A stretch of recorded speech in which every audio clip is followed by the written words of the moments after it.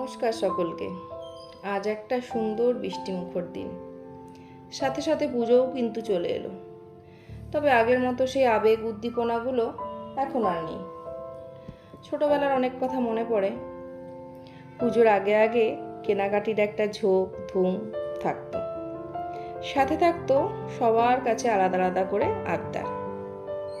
বাবা তো দিতই, সাথে আসতো দিদার দেওয়া, মাসির দেওয়া, পিসির দেওয়া নতুন নতুন জামা। তখন না বাড়িতে বাড়িতে জামা কাপড় বিক্রি করতে আসতো। আমাদেরও বাধা ধরাতে সেরকম একজন ছিলেন। তিনি আসলেই ছুটতাম ঠাকুমার কাছে, কারণ মায়ের কাছে তেমন পাত্তাটাও পেতাম না। কাজের সূত্রে বাবা বাইরে থাকার জন্য সব আবদারের জায়গায় তখন ঠাকুমা।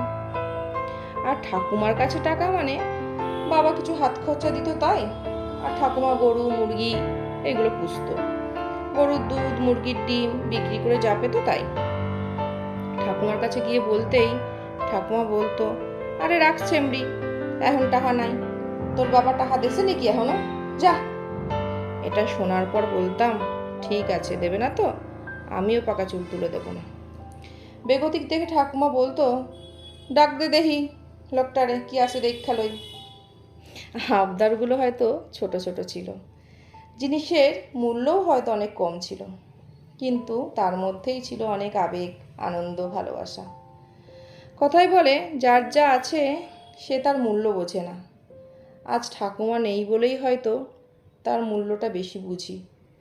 কতটা ভালোবাসতে পেরেছি জানি না বুড়িটাকে, কিন্তু স্মৃতিচারণে বুড়ি কিন্তু এখনও আমাগো মনে বইসা আছে। নমস্কার।